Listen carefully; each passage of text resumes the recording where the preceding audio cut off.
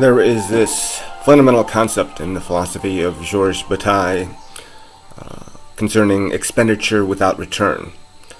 The idea is that in nature there is this flow of continuity.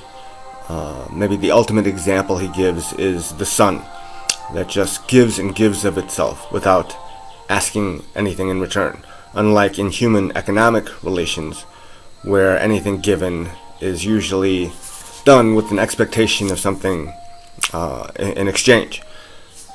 That's why, for example, even in a phenomenon such as potlatch, that anthropologists note in Native Americans, where one tribe will gratuitously destroy its resources in front of another just to show how powerful it is.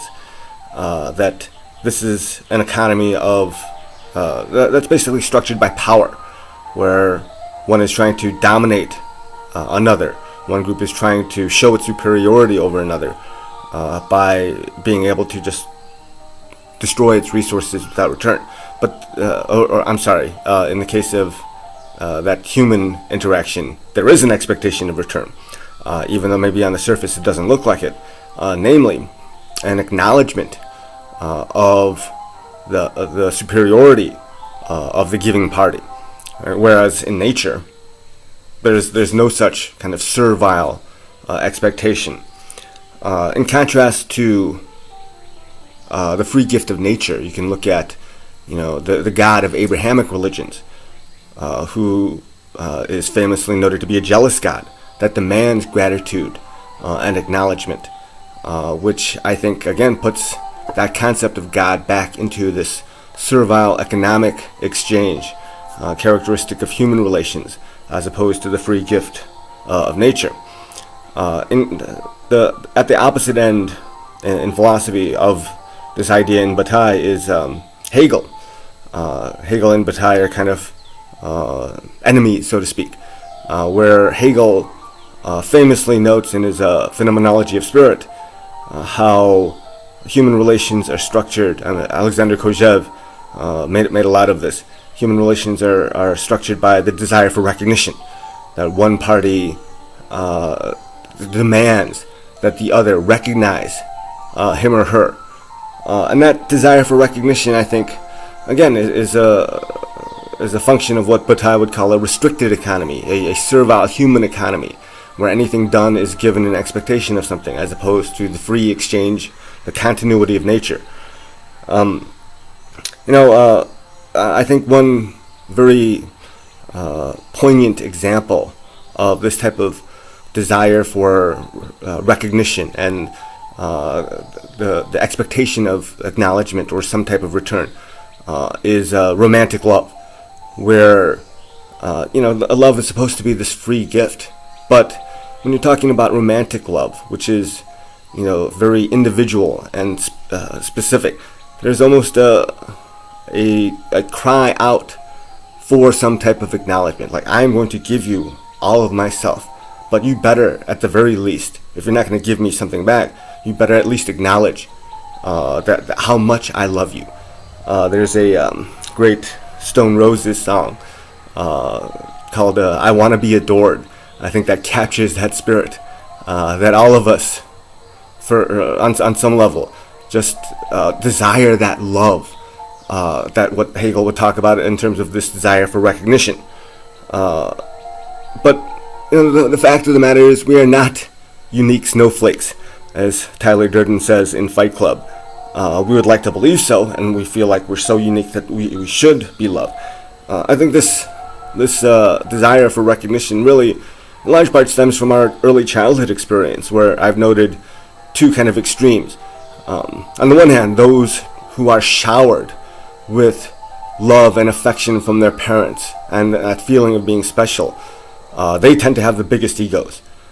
They tend to, oftentimes this is linked to kind of addiction, and because the ego has run amok, and so you feel like the world is your oyster and you can do whatever you want without concern for anybody else. At the opposite extreme, you have those who sadly are neglected completely, altogether by their parents, and there the kind of fundamental insecurity emerges But that insecurity also shows itself as a function of the ego, in contrast to the ego run amok among those who are spoiled.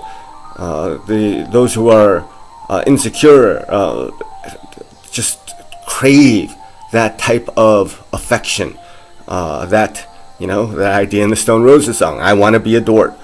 Again, we all want to feel like we're unique snowflakes. I think a reflection in terms of the outcome of these childhood experiences has to do with this unfortunate tendency for most people to be ungrateful, ingratitude for the things that nature has bestowed upon us freely, because either we're so egomaniacal that we feel like we're entitled to these things, or we're so insecure that we end up being kind of shamed because of feelings of inadequacy. So you don't want to show gratitude because that will reflect your lower position, and that, I think, is a very sad outcome that generates just immense quantities of human misery. I think ideally speaking, the most beautiful expressions of human behavior are done not for any hope of reward or even acknowledgement, recognition. It's sad when people aren't grateful for the generous things you might do for them, but to still hold on to that, to hope that people should, I think it takes away from the free gift of those actions. As a concrete example of this, driving is one of my little pet peeves where I still have to get over my ego. But if I do something like let someone in, or cut me off, or whatever the case might be, I often expect for some type of recognition, acknowledgement, the wave, just a little wave to say thank you. And there's a little bitterness, I must admit, that emerges when someone does not show that type of gratitude. When I freely gave this of myself when I didn't have to, and someone benefited by it. But really, if I was a better person, a nobler person, I would not even hope for that type of gratitude. Wouldn't expect it. Just, it is what it is. That's how nature works. That's how the sun works.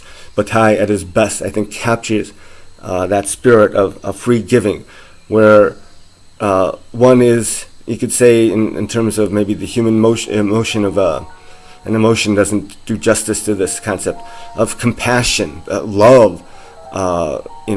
Compassion and love, I mean, there's a distinction to be made between the two, but they're interrelated. They're two of the four immeasurables in Buddhism, along with joy and equanimity. That is given without any type of expectation, without contempt for those who are beneath you, so to speak, in that kind of Nietzschean egomaniacal way, because there is no beneath. We are not these unique snowflakes. We're all interconnected. Okay, I think that's it. Thanks for watching. Bye.